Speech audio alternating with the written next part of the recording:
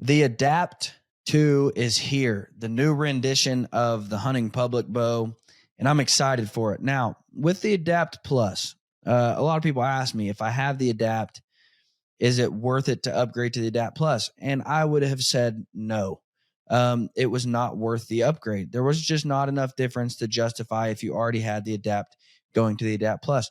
But with the Adapt 2, I would highly encourage everybody to take a strong consideration of upgrading to this bow. There's a few things that Bear has done really well in the last 2 years, and basically all of those things are married together to create this Adapt 2 bow. It's going to be a phenomenal bow. I can't wait to get my hands on it. It took my favorite riser. It took my favorite features about another bow, combine those, and then you take the single cam, smooth draw, quiet that the Hunting Public is all about, and you have a phenomenal bow. Also, the packages that are offered in this bow, you are getting in the Adapt 2 Plus package, you are getting literally the best accessories that Trophy Ridge makes. And the accessories, when we talk about this, we talk about why we would choose those accessories. But I also talk about if I was to build a bow from the ground up, all of those accessories are the accessories I would choose. You're getting it on a ready to hunt package, which is just mind blowing to me. So guys, I am joined by Aaron and Hayden from the Hunting Public, and we talked through the bow. We talked through the first two renditions and really what they wanted to see changed and what they wanted to get out of the Adapt 2. We talk about, their thoughts about it so far. Just run down the specs and run down what makes this bow so special. We run down what makes the ready to hunt packages so special. It's a really good episode. We then dive a little bit into arrow setups, and really it all stemmed from what the guys had planned this fall. And so we get into the idea of changing our arrows for different species. And we just talk about our arrow setups.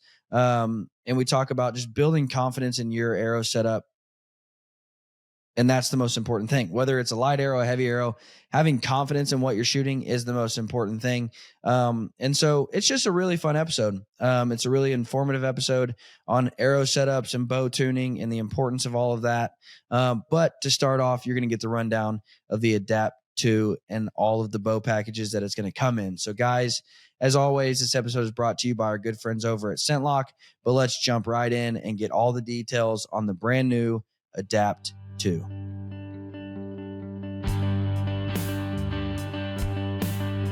With over 90 years of innovation, Bear Archery continues pushing toward the goal of founder Fred Bear, making archery accessible for all. Fred believed the history of the bow and arrow were the history of mankind, and everyone should immerse themselves in the outdoor experience. Welcome to the Bear Archery Podcast, where the mission is simple: to hunt, grow, and inspire others.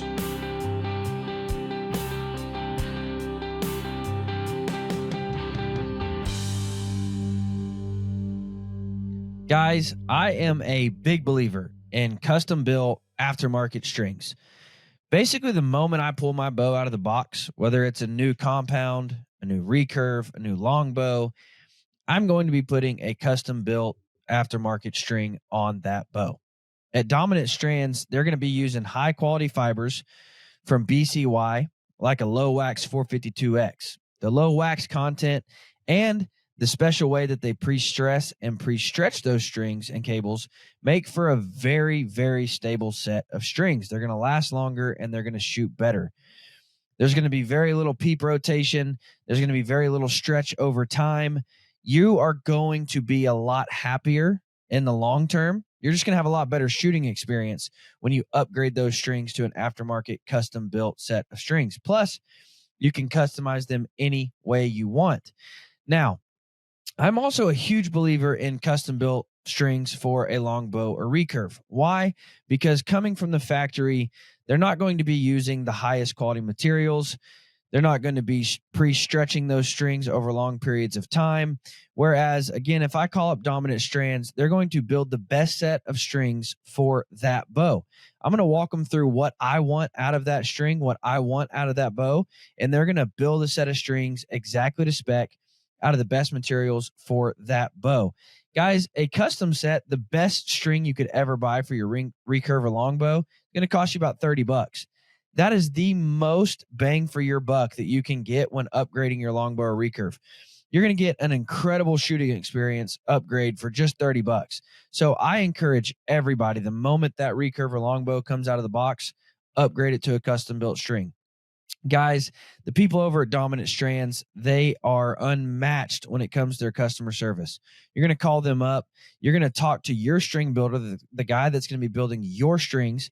He's going to ask you what you're looking to get out of the bow. He's going to ask you about your bow. He's going to ask you about your nocks. He's going to ask you everything about your bow setup so he can build you the best set of strings for your bow. Guys, I would highly encourage everybody, no matter the bow, no matter the manufacturer, to consider upgrading your strings to a nice set of custom built aftermarket strings. My boys over at Dominant Strands, they do it, and they do it very, very well. Their turnaround time is incredible. Their attention to detail is unmatched. Guys, give them a call for your next set of strings, and I promise you, you will be happy. Gentlemen, so we are on our third rendition of the THP bow.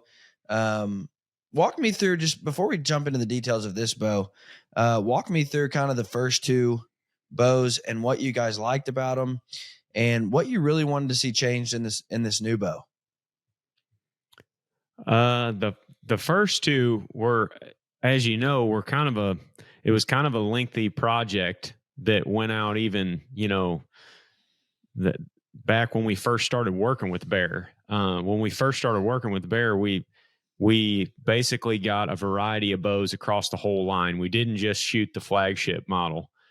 We, at the time, had interns, and Ted was one of the new interns, and we got him the Bear Species, which is a very basic single cam style bow. I think at the time it was 31 inches axle to axle. And we just remember Ted getting that bow and tuning it extremely easily. The thing shot super accurately, was forgiving, and he just loved it. So we all started trying the Bear single cams. It went from the Species, and then several of us bought and tried the Paradox. I'm trying to think back of some of the other ones that Bear had as well. But anyway, it's neither here nor there. We tried those solo cam options from Bear and had great luck with them for a few years, especially on the tuning side, because Hayden knows more about bow stuff than anybody in our group. The rest of us are just your average. I'm just your average redneck. I know how to go out there and kill a deer, but I don't know the ins and outs and the specs of bows and all that stuff. I know just enough to get me in trouble. That's about it. So whenever we started playing around with the Bear solo cams, and we realized, like, man, these things are really easy to shoot, and they're easy to set up. We thought that would be a good thing to build off of whenever we came out with a THP bow someday, because we have such a wide array of demographics within our audience. We have people ranging from first-time bow hunters that are, in their teenage years, all the way up to, adults raising a family on a budget that are your weekend warriors, if you will. So the hunting public it's the general public that hunts. That's most of our viewership, just your average whitetail hunters that love doing it, but most of them are on a budget, and they need something that works, that's reliable, but they also don't have $2,000, $3,000, $4,000 to spend on archery equipment every year. So we wanted to make a bow for them and for us. And that's kind of how the original Adapt was born. And we haven't really changed a lot of stuff with it because it's worked so well. We all have loved shooting it since the original Adapt came out. And, last year's rendition, same thing. We've just made little subtle changes here and there with the bow. It's kind of like if it ain't broke, don't fix it. That's the way we think anyway. Let's just continue to make small renditions and offer a wider array of choices within the Adapt lineup, if you will. That way more people can shoot them.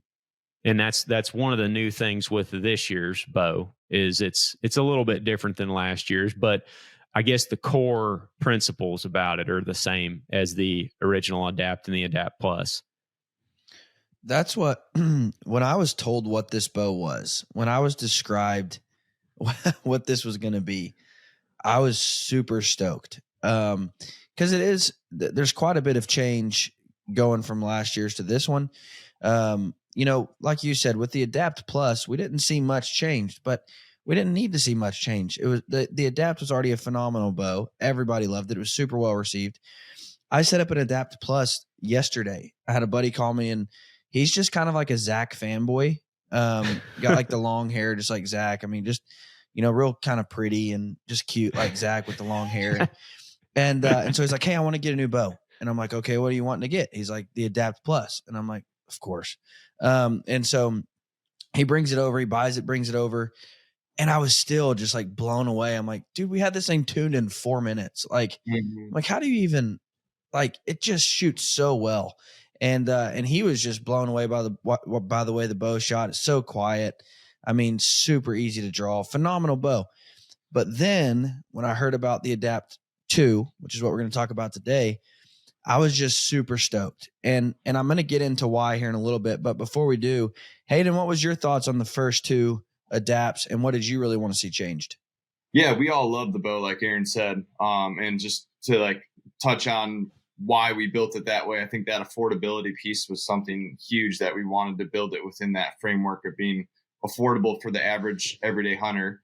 And then the tunability and shootability that we got out of those single cams is why we kind of wanted to stay in that platform. But that was something that hadn't really been done before, is kind of focusing on a non-flagship bow.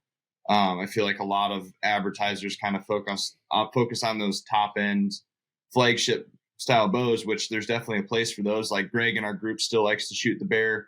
He's shooting the Persist this year, which works great for him. But for a majority of our group and a lot of people out there, we just felt like there was a hole in the affordable side of things, that there's definitely a realm that can live in, that's definitely going to do the same job as a lot of those upper end bows. So we've all been super happy with it. It's been, like Aaron said, I'm the one that's usually working on everybody's bows. And I was at camp last week. I was getting Ted and Jake's Adapt 2 set up. And like you touched on, it's just super easy to tune them, like right out of the box. You put everything on, set the center shot and the timing, and it seems like they're pretty much have all just shot bullet holes right out the gate, with maybe a couple rest adjustments or some yoke tuning here and there. But it's super easy to tune, and that's also why we like that single cam platform. I guess my experience growing up shooting bows has always been in that single cam realm, and maybe it's just what I know a little bit more.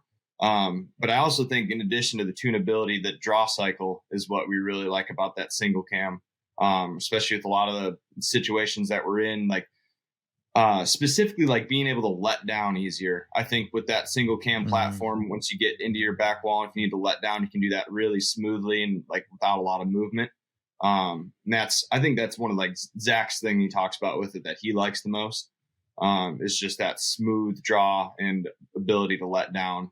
And I think not a lot of people, this may have gotten missed, but the Adapts from the get-go have had an additional limb stop that you can add onto the bottom cam to increase that stability of that back wall.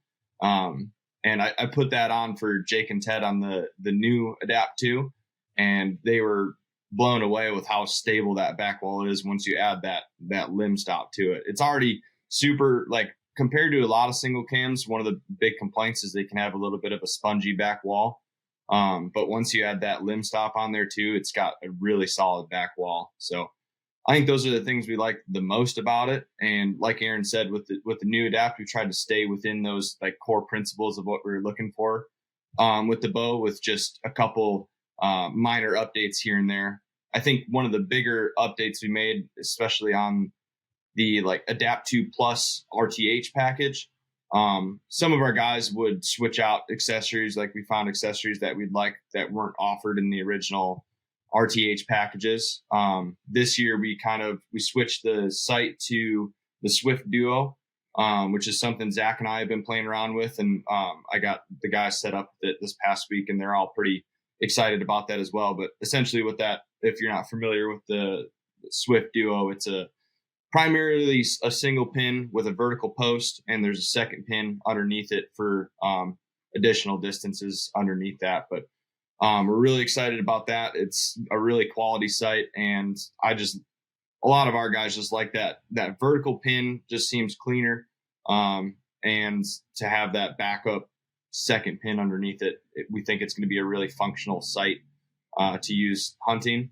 And then the Versalite quiver now comes with the RTH Plus package, which is a super high quality quiver. It's a lot lighter than the previous quivers we've used before, which a lot of the guys like that being a little bit lighter of a package, because altogether the bow is also a super light bow. I think it specs out at just under 4 pounds. So that was another thing that we wanted to touch on. How we built it the way we did was having a super lightweight bow, because we like to trounce around the woods and cover a lot of ground. And then I think the only other thing was we put the Hitman stabilizer on it, on the Plus package. And then one other piece that I want to touch on that I really, really liked about the new RTH and this new Adapt bow is in the past, those the whisker biscuit rest that would come with it, it didn't have a vertical adjustment. It only had a left or right adjustment. And this new riser has a little cutout on it where you can now move that whisker biscuit up and down to get your up-down tunability. So it's even more tunable than it was in the past with that added adjustment. So I think that was the big thing that I liked seeing in it, was especially on that RTH package, that you now have the ability to tune up and down on your rest. So that was what I think was the coolest change. I hadn't seen a rest mount like that on a bow previously. So, and you guys have touched on price point, which is so important, especially in today's economy. I mean, crap, dude, you can't afford to go buy milk, much less a new bow. So I think it's so important, but also what we're witnessing right now in the hunting and archery world is there's this shift and people want to work on their own bows at home. Well, I mean, a single cam is just simply easier to work on at home. Yeah. And so if you're just now getting into working on bows at home, the single cam is the way to go. So much less tuning issues, so much less timing issues. I mean, we've both touched on it. They're so easy and quick to set up that anybody can do it. And so I would highly encourage you, if you're on that kick of wanting to start working on bows at home, go with a single cam. Now, here's how the bow is described to me. And I do definitely want to go back to the package options because those are mind-blowing to me. One of my favorite risers that Bear has ever come out with was the Whitetail Max, which was released last year. I hunted with that a couple times, and I just fell in love with that caged riser look. It looks cool. It looks tough. It just looks dope. But a cage riser is also going to be stiffer, which is always good on a riser of a bow. So I loved that riser. And I had also said that the only reason I would go with an Alaskan XT, we did a podcast with Bow Hunter Planet. We were talking about the Alaskan XT and the Whitetail Max. And I said the only reason I would go with the Alaskan XT is if it had an integrated rest, or if I wanted integrated rest and sights. Other than that, I would go with the Whitetail Max. And so I got the phone call about the Adapt 2, and I'm like, well, what is it? And they said it's a Whitetail Max riser, but it has integrated rests and sights, but it's a single cam for THP. And I'm like, oh my gosh. Mm-hmm. Did you just marry my two favorite things about the Whitetail Max and the Alaskan XT? You took the best riser you made, but you put integrated rest, sights, and mounts on it. And then you threw a single cam on it for THP. Like, it's just a phenomenal bow. So we haven't even touched on the specs yet. The specs of the bow: 31-inch axle to axle, 6.5-inch brace height. Love those specs. It comes in 45 to 60 pounds or 55 to 70 pounds, 24 to 31-inch draw, speeds up to 320, and let off at 80%. So phenomenal specs there. Which one of you want to hit on it first? What's your favorite specs of a bow? Like, what do you really look for in a bow? Because I'm sure that, you guys all sit down and this is kind of a happy medium for everybody, but what are you really looking for as far as specs of a bow? I'm not too concerned with them, other than I like the versatility of this style.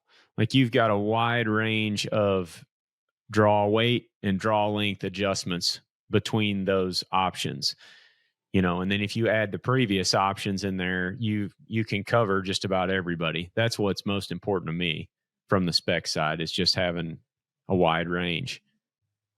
What about you, Hayden? I think that like the previous Adapt was a 32-inch axle to axle. This one's now a touch shorter at 31.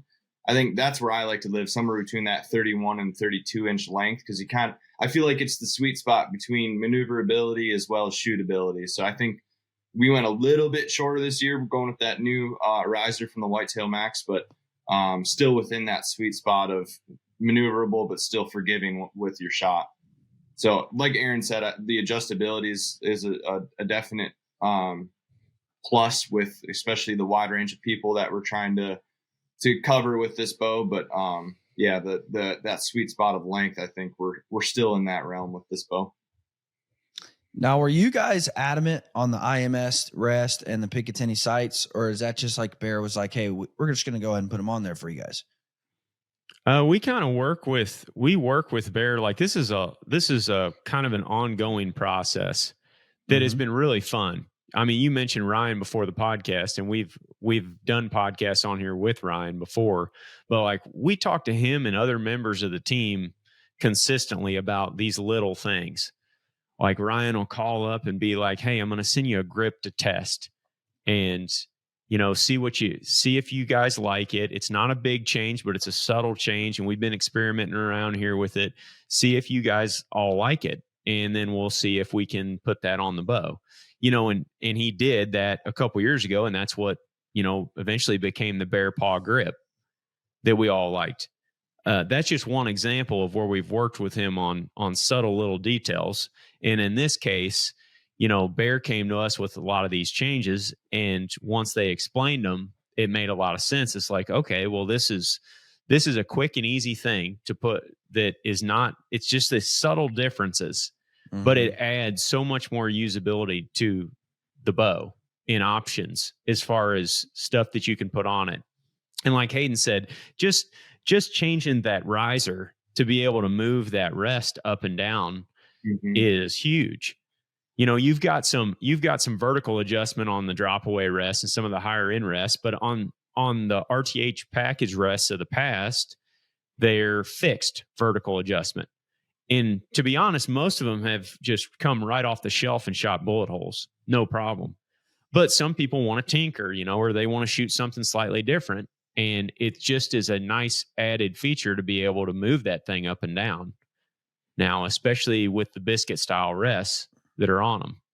It's like everything about the bow is sort of catered to your average whitetail hunter, that, your shot distance is 15 to 20 yards on a whitetail.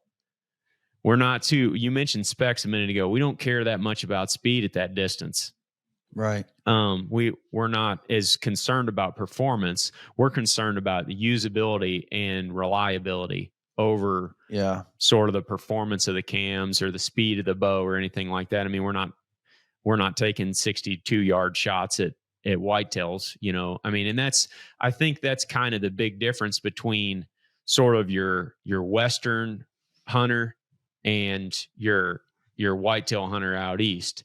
It's like, you see that a lot of the Western guys go up in specs and up in tech to be able to take further shots more accurately, and we're kind of the opposite of that in some respects. I want a bow that I can beat around for months at a time. I'm going to take it to the woods 50 times a fall. It's going to come in and out of the case nonstop. And it's basically just ready to get one opportunity inside of 20 yards, because that's usually what we get in an average season. Yeah. You mentioned the Bear Paw grip, and my buddy that I told you just bought the Adapt 2, or I'm sorry, the Adapt Plus. He's going to be ticked because I showed him the Whitetail Max and I showed him the Adapt Plus. And the only thing he made his decision on was the grip. He's like, dude, I love this grip. This is dope.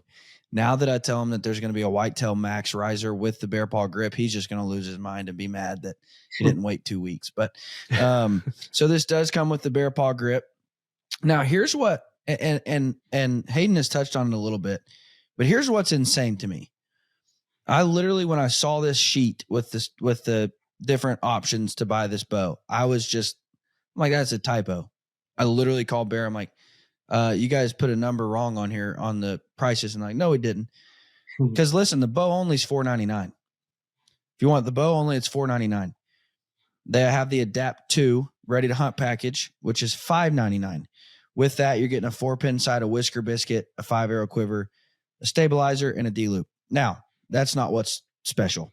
I will say, though, both of those, that's an integrated, that's a Picatinny sight mount and an IMS rest, which is just really cool in a ready to hunt package.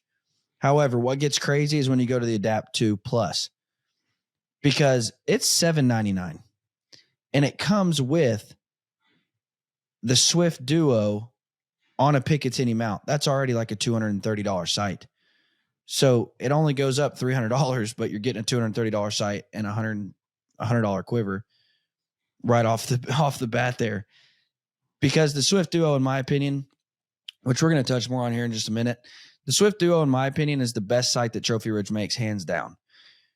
And the Versalite quiver is the best quiver that they make, hands down. Now, what the Versalite quiver does, you can run it in a single piece and you can have it longer. You can run it in a single piece and have it shorter. You can run it in a 2-piece.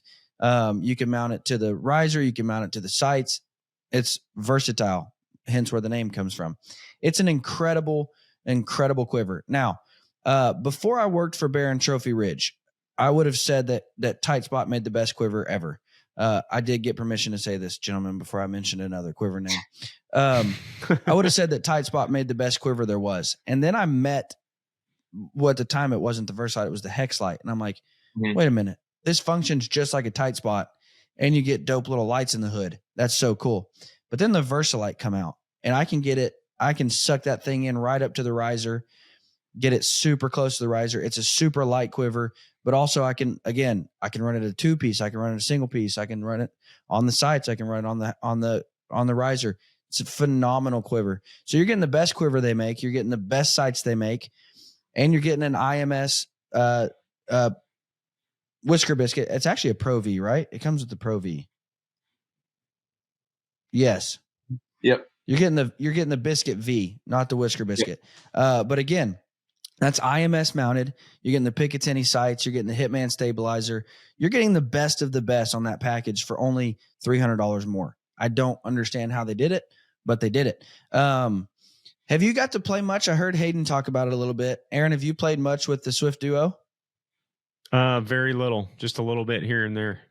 I'm sorry, but I really like it. I really like it thus far. Zach has played with it the most, and the few times that I have shot it, I have considered taking my hot wire off and putting it on my Adapt Plus from last year, because I've shot the hot wire now for years. I'm so cautious with anything that changes. If something works for me, I just stick with it, probably to my detriment for way too long. But Zach started talking about that Swift Duo, and John brought it up to us months and months ago. He's like, I really think you guys are going to like this. He said, this is right up your alley. You guys are basically 2-pin guys.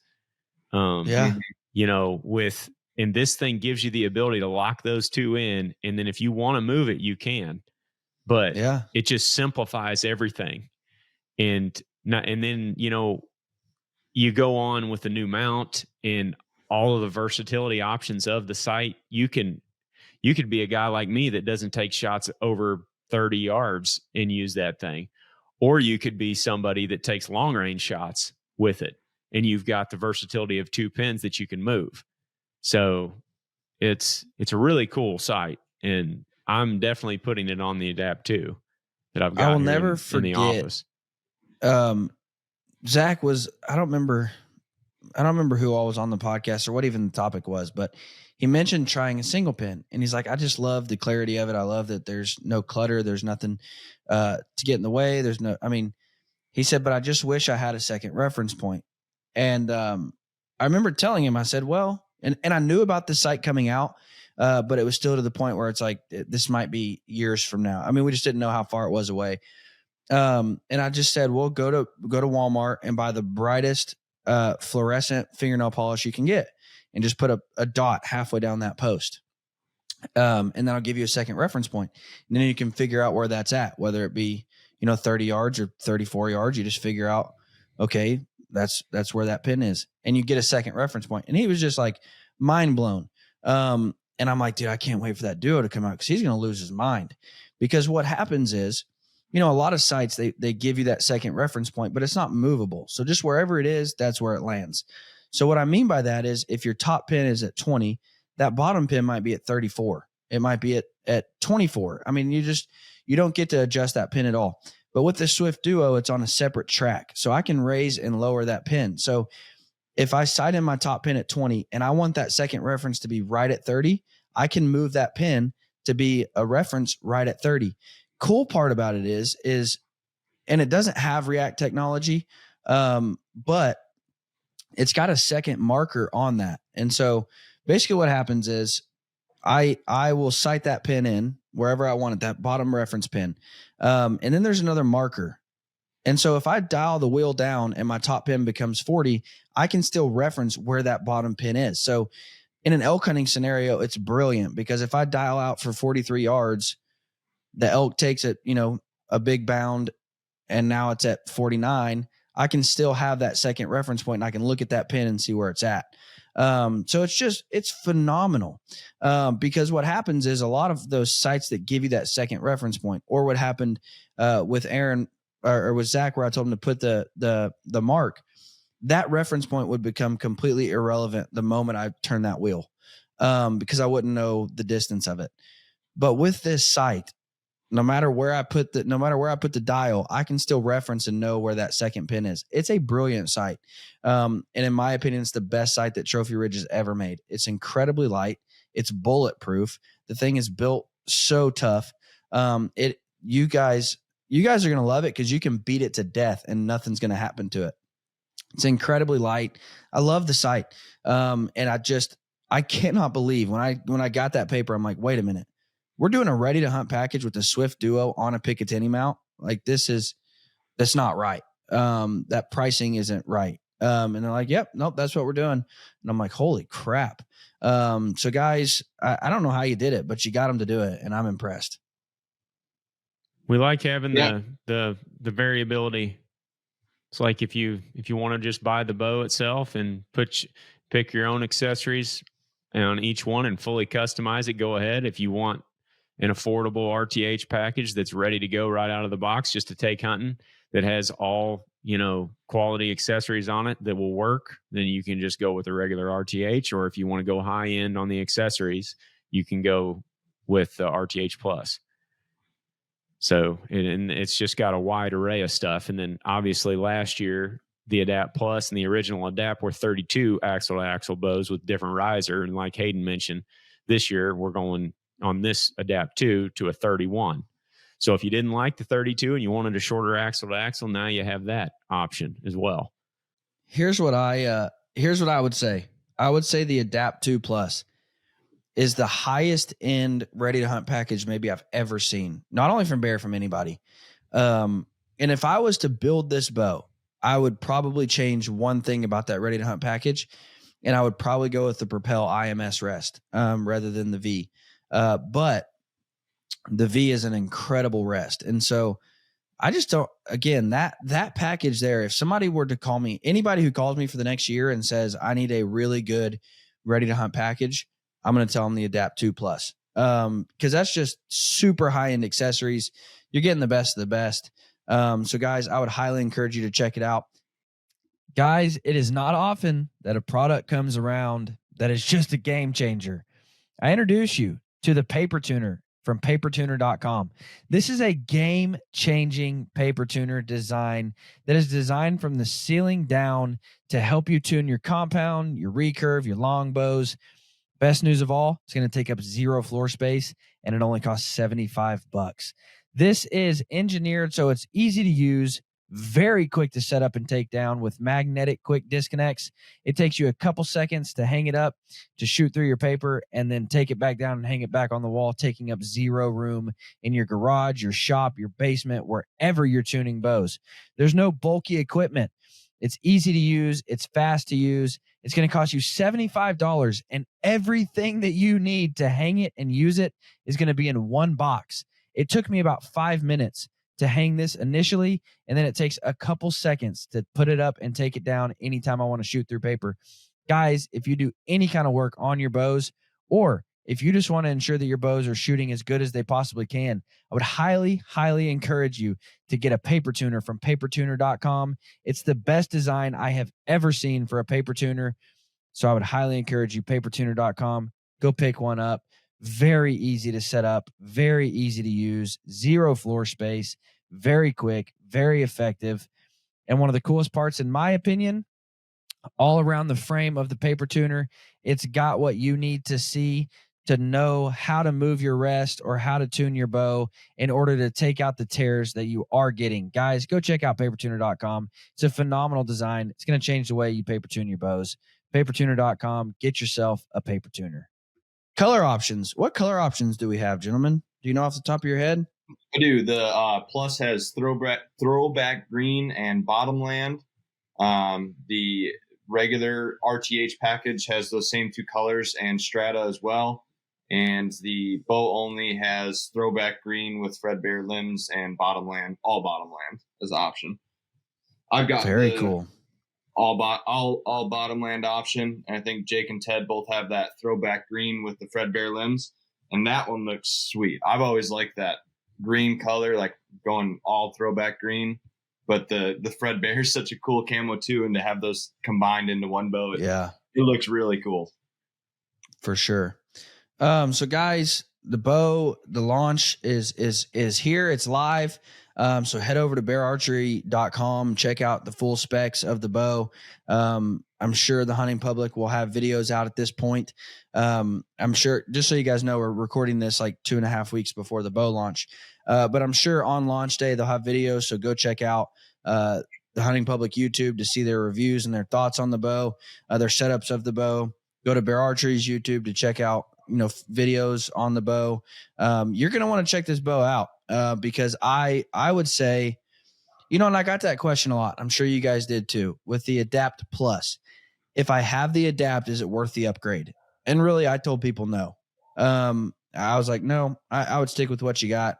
But I would say that this is by far a big enough upgrade. If you've got the Adapt or the Adapt Plus and you're looking at a new bow, I would definitely hands down say this is a big enough upgrade. There's enough change here to justify an upgrade.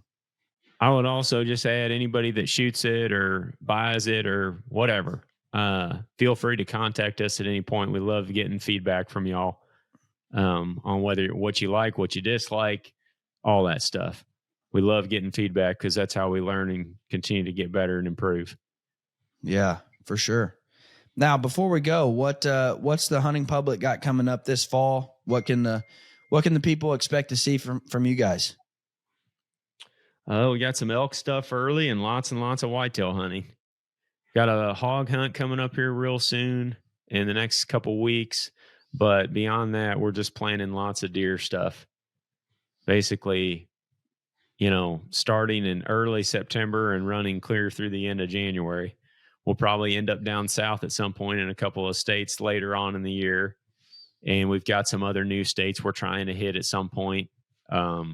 Just depends on how the fall goes, though. You make all these big grand plans and deer don't cooperate a lot of the time. So what new states are you guys hitting?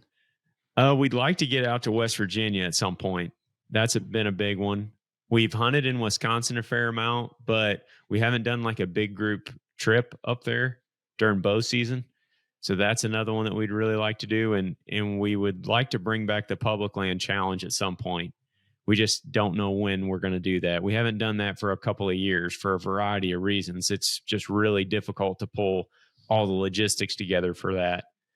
But that's something that we're trying to make our way through here in the next couple weeks to a month. You guys just did the just did the hog hunt challenge with old Ranch Fairy, didn't you? Yeah. How'd that play out? Oh, it was awesome. We have a ball down there with him. Did a bunch of testing, and then we had our hog hunting tournament, obviously. But Who man, won? that's fun. The team Graybeard won. Me and Greg, the old guys.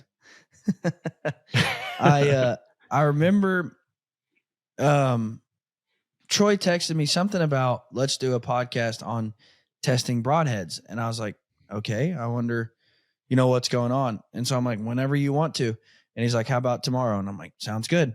And so we jump on. He's like, yeah, the hunting public just left and we tested a whole bunch of broadheads. And so I just wanted to talk about testing broadheads. I'm like, okay. And so he ran me through all the tests. I'm like, it sounds like you guys had a wild time. Oh, yeah. And then the videos come out and I'm like, yeah, they're just testing broadheads, just like he said. How many times do you guys get together and all hunt together in a year? Oh, I don't know. Hayden, what do you think? A handful?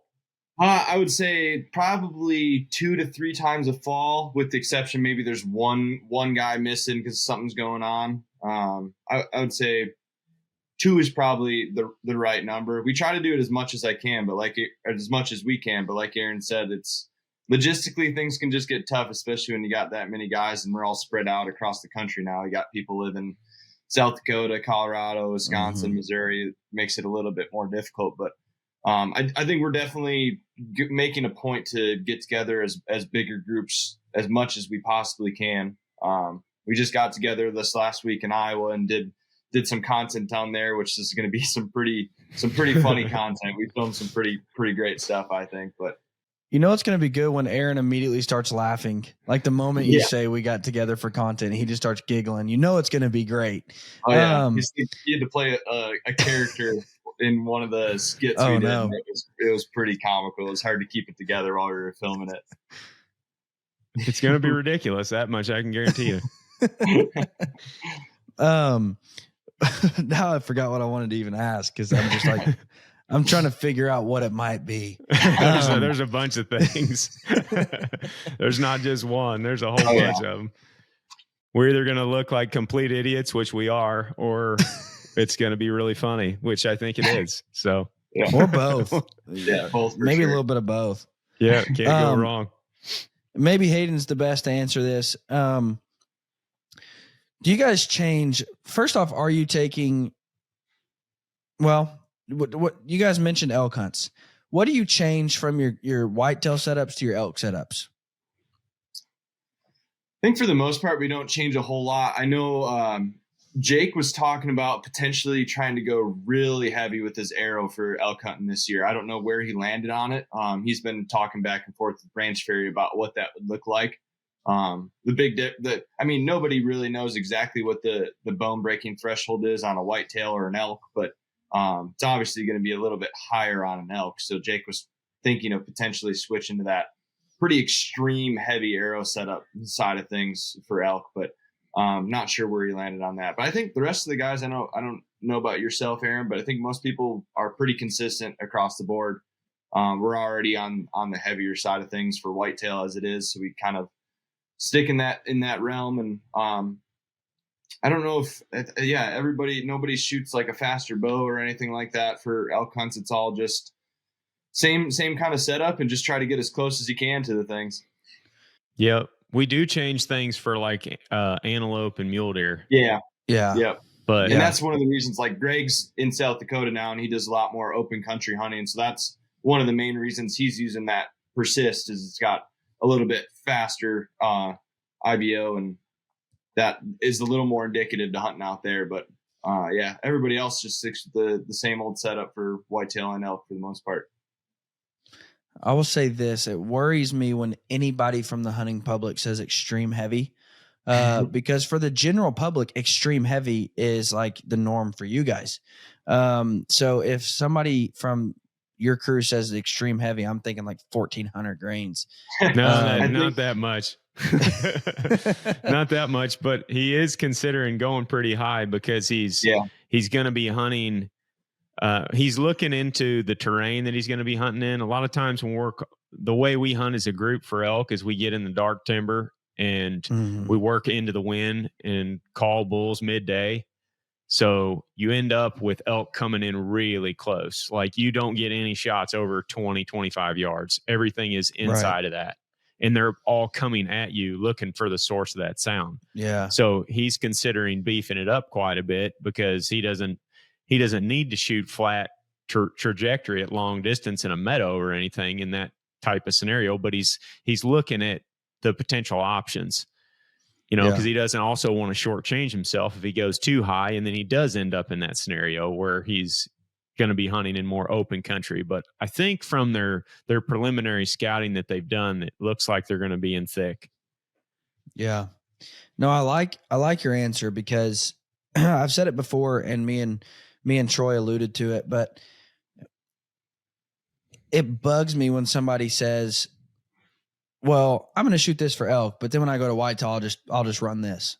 Wait, like you're literally saying that the whitetail's life is less valuable than the elk, because if that arrow setup is going to most effectively kill the elk, why would it not most effectively kill the whitetail as well? Now I do get jumping to like antelope when you're taking 60-yard shots and they're incredibly fast.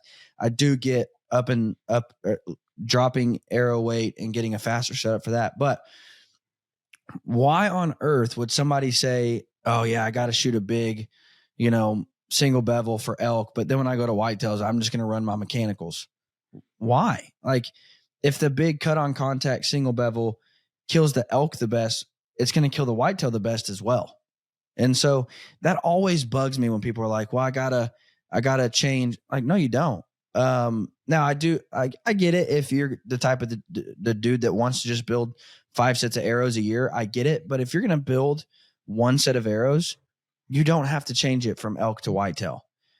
Build an elk setup, build something that's going to most effectively kill the elk, and then use that on whitetails as well. There's no reason not to. Yeah, most of us do that. Most of us are around 540, 560, somewhere in there with a single bevel. Which really isn't. I mean, what's the heaviest you've ever shot? Like, what's the heaviest you've ever played with? I shot, and not just testing, but actually hunted with. 650, 655. I shot that a few years ago with my Paradox, and that was the year that I killed the elk out west. I killed the elk with that setup. And then I killed a buck in Iowa with that setup that split the humerus ball at 14 yards. Like so what made you want to drop arrow weight? I just changed to a different arrow. I went from shooting the Apollo from Sirius, and I went to the Gemini. Just tinkering, basically. No real reason. I changed to that Gemini when I changed bows, and I really liked the way they shot right out of the box. So I actually ran out of Apollos. So we were talking to Seth at Sirius, and he's like, try these Geminis there. I'm getting really good flight out of them. And anytime somebody says really good flight, I'm interested. And I had great flight out of my Apollos as well. So he sent these Geminis, and I shot them, and I didn't really even think about the weight. And then I realized after the fact they were slightly lower GPI. So with the Geminis, I have a little bit more forward to center. The flight is great. And I didn't really even think about the weight until I weighed them when we were at the ranch this year. I thought they were up closer to 600, but they're actually around 550. Shooting the same broadhead, same insert style for the most part. Although I guess that's not totally true. The insert style on the Gemini is slightly different than the Apollos. But I've had great luck with all of them. With all those, I had great luck with the 640, 650 Black Eagles that I built a few years ago as well. But I wanted to try that year with the Paradox. I wanted to go to a full 12 factor Ashby arrow and try it because I'd not done that yet. I had been around 600. So that year I went to 650. I beefed up the insert a little bit. I've shot the same 150 grade cutthroats the whole time. And I still shoot those in addition to the 150 grain Magnus single bevels. So I've not changed from 150 grain broadhead for like 4 years now. I've shot very basic single bevel 150s, but the insert weight and the arrow weight has changed a little bit, but not not a lot. I mean, you're talking 540 to 650, somewhere in that realm the whole time.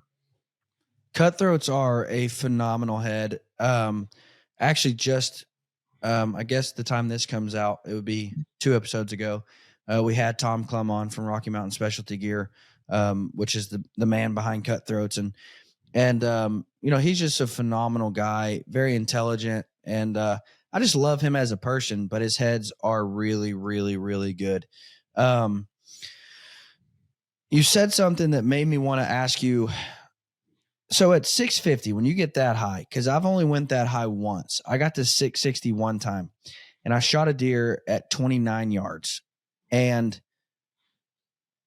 the moment I shot the deer, I was like, yep, too heavy. I got to go back. Now 29, a lot can happen at 29 yards no matter what. But with that heavy of an arrow, with that slow of a bow, it's like the deer had time to duck and then turn and then come back again before the arrow hit him. Did find the deer, but it ducked and turned like before the arrow got there. And so I was like, man, that's just too much for me. And so I dropped back down to 525 is where I really like to be, 515, 525. But when you got that high, did you notice, and of course you take 7-yard shots, really close. But did you notice that it was just getting a little too on the heavy side, or did you ever have any problem with it? The trajectory was definitely, affected, especially beyond 25 yards. But on the flip side, like I said, the average distance that we're taking. I mean, I looked at all of the archery kills that I've had in my life, and I wrote them down all on a piece of paper and the distances on the shot. And only one of them was beyond 30 yards. And like 95% of them were inside of 22. So for me personally, that's just, and this is the thing, like people hear us talk about these setups and they're like, oh, you guys are preaching this and saying this is, no, we're just telling you what like our setups are for our brains in our situation. And that's what I'm telling you is in my situation, I take close shots and I end up in tight quarters and thick situations with funky angles. Well, so here's what people don't get. Average Pope and Young distance. I'm not even talking just whitetails. I'm talking elk, caribou, bison, whatever. Average of the 29 species in Pope and Young is 17 to 24 yards. Yeah, and at that distance at 20 yards, it's not a huge difference when I went to 650. Now, I don't know what 750 and 850 will do. I haven't done that. But when I wanted to get to Ashby's 12 factors because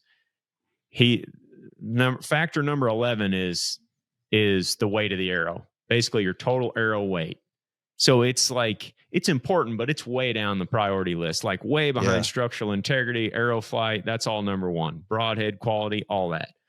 But it jumps up to number 3 when you encounter heavy bone, which is like the ridge of the scapula, the humerus bone, the ball joint in the front. That's heavy bone in a deer. And a lot of people have experienced that nightmare scenario where you hit just an inch or two forward and you're in that humerus ball and you see the deer run off and that thing's whirling around and there's a broadhead stuck in there and it didn't penetrate in there far enough to kill it. Now, when I went to 650 that year, I did not mean to do this. I was jacked up and nervous because a huge buck come into 14 yards and I shot and it deflected slightly off of a little twig. You could see it in the camera right before it hits the deer and the arrow kicks forward and it hit him right in the ball of the humerus. And the deer ran 70 yards and was dead. And when I got to him, that humerus ball was completely severed. I could literally fold his leg up over top of his body. And whenever we skinned the deer and took him apart, I looked in there and that broadhead went through the humerus ball and snapped it in half and then continued to penetrate and buried to the offside. Wow. And that was a situation where the heavy arrow, like all of Ashby's 12 factors, did exactly what he said they would do. And I don't know any more beyond that because that's the one situation I've had where it was mature buck, heavy bone structure, Iowa deer, single bevel, 650, 12 factor Ashby arrow, and it broke the humerus ball. But you hear around the industry all the time how it doesn't matter what your setup is, it's not getting through there. Well, it did. And we got video evidence of it doing it. After deflecting too. Yes, after deflecting. So perfect arrow flight had been somewhat compromised at that point. Not completely, but somewhat, which is the number one factor.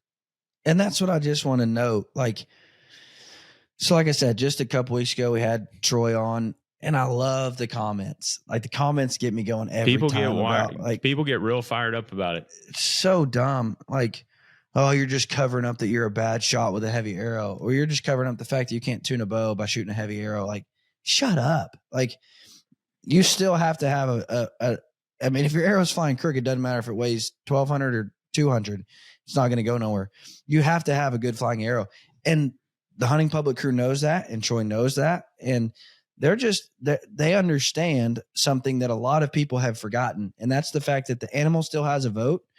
And every once in a while, I still screw up. Like, it doesn't matter if the deer is at 12 yards or 15 yards. Sometimes I don't see the little twig sticking out and my arrow deflects. Sometimes things happen that are out of my control. And so I go, and again, for all the people that immediately started talking bad about us, I'm right in the middle of all this. You know, I don't go to the 660 no more, but I'm also not down there at 350 with the thugs that think, well, 350 and a mechanical is going to do the trick, because it's not. So sorry to go on a rant, but I just wanted to make that note. Like, no matter how heavy you go, no matter what broadhead you're shooting, no matter what arrow you're shooting, no matter if it's 450 or 750, you have to have a well-tuned bow, and that arrow has to be flying straight. Yeah, and I think a lot of people lose the perspective. They think that, okay, I have this set up and it works, so it must work for everybody. And that's not necessarily true. Is everybody has something different that they have confidence in. And that's really the key, is knowing what your setup is, what it can do, and what you have confidence in. Because you want to have confidence whenever the animal comes in. You want to know for sure where to put it and what it will do when it hits that spot. Or you want to at least have as much information at your disposal as possible. So, you know, people get wrapped around the axles with the heavy stuff. And it's like, once you go beyond a certain point, you're sacrificing stuff like trajectory and speed. Mm-hmm. You certainly are. But at the same time, you beef up your arrow setup, you make it much more durable to where it can handle that heavy work in the front. So it depends. In my situation where I don't take long shots, I don't need a 400 grain arrow going really fast. It does me no good, because I'm hunting deer and taking really close shots. And like we use the antelope example, if you're shooting antelope at 50 or 60 yards, like Ted went out there a few years ago and he missed a couple of them, and people were like, oh, that's all because of the heavy arrows in the comments. And what they failed to realize was that Ted changed his whole arrow setup. He was shooting light arrows. Mm-hmm. But they just get in autopilot mode almost, and they think that this is something that we're preaching, quote unquote, but it's not. It's like everybody's got a different perspective. If an antelope decides to move, it don't matter if you're shooting 450 or it doesn't matter. The antelope's gone, dude. Yeah, at that distance especially. There's nothing. It can be 7 yards down the road before your arrow gets there if it decides to jump. I mean, that's what happens. Yeah, and if you're hunting food plots a lot out of a box blind, and you're taking 35 to 45 yard shots at a deer, maybe you want something that's faster and flatter shooting. You know, in that scenario where you have nothing in between you and the deer but air, and you're shooting at a calm feeding animal, you can wait for a broadside That's also shot. the worst distance to shoot an animal at. I would agree. That's my own perspective. Yeah. But the NDA put out a study saying anything past, I think it was like 47 is what they decided. Anything past 47 is actually a better shot than inside, 47 to 27, because you're giving that animal enough time to vote. Whereas like if it's at 70, the sound of the shot is not as harsh, and so it doesn't jump as what, I mean, if it's at 40, I think they said 47 was the worst possible shot to take, because it's that distance where the shot is loud enough, but it also gives them the most time to make a vote and what happens. So Just something to think about. We've seen that with 30, 35 a lot. Mhm. And that's why I started taking closer shots back in the Midwest Whitetail days. We looked at all that slow motion footage coming in from the pro staff, which was a few hundred archery shots on deer. And we did a lot of content back in those days about string jumping. And that was all with, high end bows and 400 grain arrows shooting as fast as possible for the most part with mechanical heads. And we were doing videos on string jumping back then at 30 yards because guys were losing deer due to string jumping. It's like, well, if you're losing them going as fast as you can at 30 and beyond, because you don't know how much the deer is going to move or in which direction or anything like that, you can kind of guess. But anytime you start, like you said, anytime you start giving the animal more room to vote, you're going to run into issues at some point. If you don't know at 10 yards, most of the modern equipment out there is going to get there fast enough before the deer has time to react. Maybe not on like a southern, Georgia, Florida swamp deer that's 60 pounds. Maybe those things are a little bit jumpier, but for the most part, the deer that we deal with in the Midwest, 10, 15 yards, and it's getting there before they have time to figure out what's going on. But to your point, those middle distances, those are the ones where we always saw the most variability in hits. And when we would go back and play the footage in slow motion, you could see that the hunter's aim point was good. So it wasn't a question of shot placement at 30 and 35 yards. It was like they made a good shot. The deer just reacted in a way that they didn't expect. And sometimes the aim points were even on the heart or right below the deer with a fast arrow, and it was hitting them high in the back at 35 yards. Right. So when you have those types of variables that get introduced, that's why I started taking closer ones, because I was just in my mind eliminating variables. Now tell me this: how fast? And probably not with you. Probably don't know this with your Adapt 2 yet, but with your Adapt Plus, how fast was your bow shooting with your arrow setup? At 550, whatever. How fast were your arrow speeds? Hayden might know. I have no idea. I think at 550, it's somewhere around like 245 to 250. That's what I was going to guess. When Aaron was at it's a fair guess. I think that was closer to like 225 to 230. Okay, so let's just take 250. People don't understand. People are like, oh my gosh, how are you shooting a bow that slow? I'm like, do you guys understand that my dad was punching through deer with a recurve that was shooting 160, like 165, 170, punching through deer. 250 is plenty. And it's so much more of an efficient 250 than even the 170 that, was shooting the recurve. And so, people don't understand, like, that's still a torching fast arrow, but we've pushed that needle to be 300 as fast, 310 as fast. 250 is still a screaming fast arrow. And I promise you, like, if you ask some of the traditional only guys that are still shooting recurves my recurve, even as effectively as I can set it up, is shooting 172. And I blew through a whitetail last year with no problem. So if I can do that with a 172, and I've seen people blow through elk, I've seen people blow through moose with them. If you can blow through an elk with a bow that's shooting 172 feet per second, why on earth do you then jump to a compound and say, well, 250, man, that's too slow, it'll never work? Hogwash. Yeah, I don't know. I understand their logic and a lot of the arguments of trying to get the arrow there faster to beat the animal, quote unquote. But like I said, in the research that we did looking at the slow motion footage, the logic didn't really add up to the actual data. Yeah. It's like, well, then you do the math, and it's like, okay, if I gain 40 feet per second, I got the arrow there 0.004 seconds faster. It definitely gets there faster. Yeah. But when you don't know the exact amount that the deer is going to move into the exact area that it's going to move, then Bingo. It's kind of a moot point, to a certain degree. But like you said, if you go too far one direction, then the deer has time to move all the way down and get all the way up. So you just have to take it for what it is. And that's what we encourage everybody that brings up this topic to us that is genuinely wanting to learn, is like, well, what kind of situations and scenarios do you find yourself in most frequently? And what kind of shots do you want to take on deer?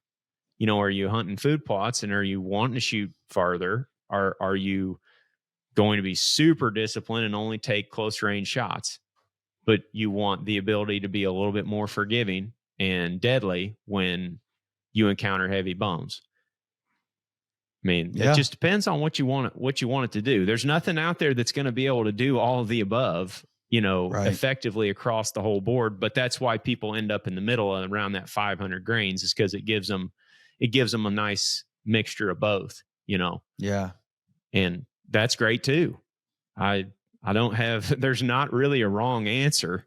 It just depends on which scenarios you deal with most frequently. Yeah. And I think Aaron kind of alluded to this earlier, but I think it's important, whether it's heavy arrows or fixed versus expandable. We'll never say this is the way you have to do it or tell people they're wrong for what they're choosing. All we do is show people what we're doing and try to explain why. But ultimately, it's up to each person to make their own decisions. As long as you're doing it legally and it's ethical, we don't have a problem with it. We're not the ethics police or the telling people the way that their hunting's wrong. As long as it's within the law, by all means, go for it. This is just what we do. Yeah, and I'm of the opinion. I'm of the opinion, and this is what really reminded me. I don't know if you guys watched it or even knew it existed, but Troy did a podcast with John Dudley, and so many people were one side or the other. Like, why do you listen to this guy? This guy is foolish. Well, first off, both guys are very knowledgeable in their respected areas. You know, I respect Dudley immensely. I would consider him a buddy. And he is incredibly knowledgeable on archery equipment. There's no denying that. But so many people were one side or the other. And I'm of the opinion, I think everybody should just listen to all sides of the story.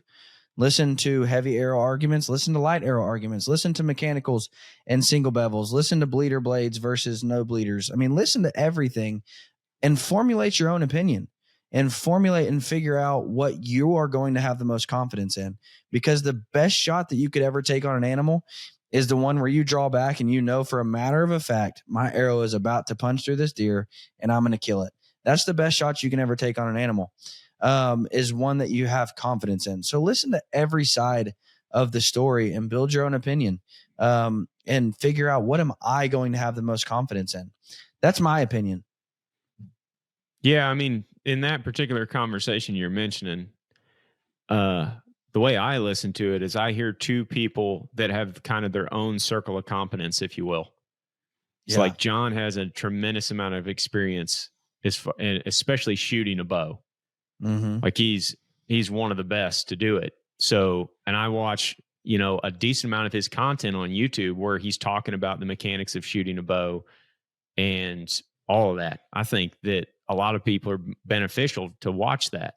But on the flip side, Troy has got a decent amount of experience now on dissecting animals and really looking at what the broadhead does to them when it hits them. Right. And that's, if you really go into it with no emotional bias whatsoever, that's what you pull out of a conversation with those guys. It's like, you're right. There's no side to this. It's like each person kind of has their own expertise, and that goes along with just about anything in life. I mean, when I go to the boys' ball games, I'll talk to half a dozen different parents, and about every single one of them, you can figure out just in conversation what they're good at and what they have a lot of knowledge about. Mm-hmm. Absolutely. You know? And that's, you can decide to take whatever you want out of those conversations, but I'd rather take that out of it. Just look for whatever expertise that particular person or individual offers. Yeah, for sure. And pull that. Well, guys, thank you so much for listening. We got off on a couple tangents, but the highlight of the day is by far the Adapt 2. So I would highly encourage you to check it out. Again, go check it out on the Hunting Public's social media, Bear's social media. Go check it out on YouTube's. Watch videos of it. You're going to be impressed. This is a phenomenal bow. Guys, I don't need to tell you about the Blazer Vane. You're probably familiar with the Blazer Vane, and you're probably familiar with Boning. Boning has been around forever. It's a name you can trust. They sell products you can trust. They have everything that you need to build your own arrows. All of the jigs to fletch your own arrows, all of the vanes, all of the wraps, the countless, numerous types of vanes and wraps to build any kind of configuration you want. They also have some really cool Fredbear branded products with their Fredbear camo wraps and their Fredbear flannel wraps. Something that's really cool about that Fredbear flannel, that's actually a photo that was taken of one of Fredbear's flannel famous shirts, you know, the red and gray and black that he always wore. That's actually a photo taken of his personal shirt and put on a wrap. It looks really cool, especially on some traditional arrows. But my very favorite configuration, and this is coming from an arrow junkie that's tried out all different kind of vanes and all different kind of configurations, I have found that this configuration stabilizes pretty much every arrow. It's whisper quiet. They fly fantastic. The 3-inch Bronco vane in a 4 fletch absolutely flies like a dart, whether you're shooting mechanicals or big fixed. This is going to be a fletching configuration that will work. Again, whisper quiet, long range accuracy. I love this configuration. This is on every single one of my compound arrows. They just work. Guys, I would highly encourage you to check out Boning, not just for the Blazer vane, but for the Heat vane, for the Broncos, for the X vanes. Everything that you need to build your own arrows is right there on Boning's website. They've been around for ages, and I promise you, if you order from them, you're going to get products that you can trust. Guys, thank you so much for listening. Y'all have a fantastic week.